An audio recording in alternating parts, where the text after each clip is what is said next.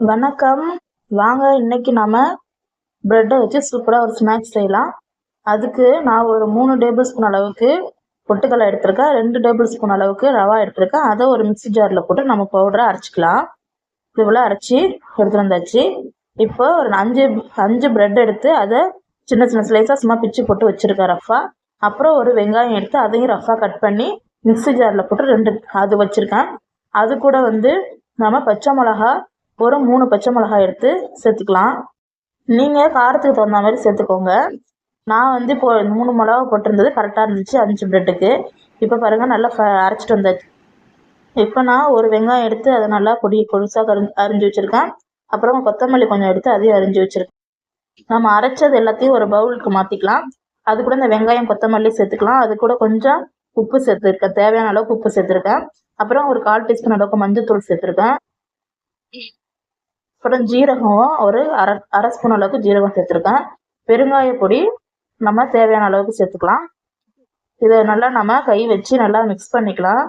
கொஞ்சம் கெட்டியாக இருக்கிற மாதிரி இருந்துச்சுன்னு சொன்னால் நம்ம கொஞ்சம் லைட்டாக கொஞ்சமாக தண்ணி ஊற்றி கூட வடை மாவு பதத்துக்கு இதை பிசைஞ்சு வச்சுக்கலாம்.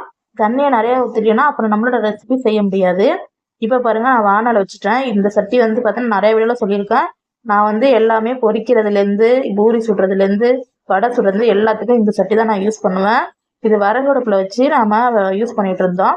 இப்போ நான் பொரிக்கிறதுக்கெலாம் எல்லாத்துக்கும் யூஸ் பண்ணிகிட்ருக்கேன். 65 போடுறதுக்கு, பூரி போடுறதுக்கு, அதுமாதிரி எல்லாத்துக்குமே யூஸ் பண்ணிகிட்ருக்கேன். இப்போ இதில் நம்ம எண்ணெயை ஊற்றி எண்ணெய் சூடானதுக்கப்புறமா நாம் வச்சுருக்க மாவுலேருந்து கொஞ்சம் எடுத்து உருண்டையாக பிடிச்சி அதில் போட்டுக்கலாம்.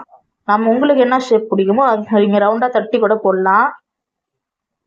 பாருங்கள், இதுமாரி சின்ன சின்ன உருண்டையாக பிடிச்சி எல்லாத்தையும் போட்டாச்சு. இது பார்த்தீங்கன்னா நீங்கள் ஹையிலே வச்சு சிம்மில் வச்சு போட்டு டக்குன்னு ஹையில் வச்சுட்டு கொஞ்ச நேரத்துலேயே நீங்கள் பரட்டி போட்டுறணும். ஏன்னா சீக்கிரமாகவே இது சவந்து வந்துடுது, இல்லைன்னா காந்தி போயிடும். இப்போ பார்த்தீங்கன்னா டக்குன்னு சவந்துட்டு பாருங்க. பொறுமையாக இது போல் நம்ம கரண்டியை வச்சு பரட்டி போட்டுக்கலாம்.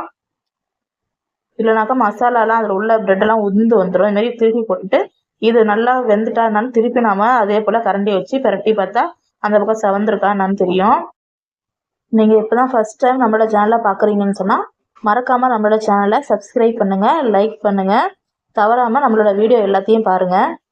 என்ன போல் புதுசாக வர யூடியூபர்ஸ்க்கும் நீங்கள் கண்டிப்பாக சப்போர்ட் பண்ணுங்கள். உங்களோட சப்போர்ட்டை நீங்கள் எல்லாருக்கும் கொடுங்க. இப்போ பாருங்கள், நல்லா செவந்து வந்துடுச்சு.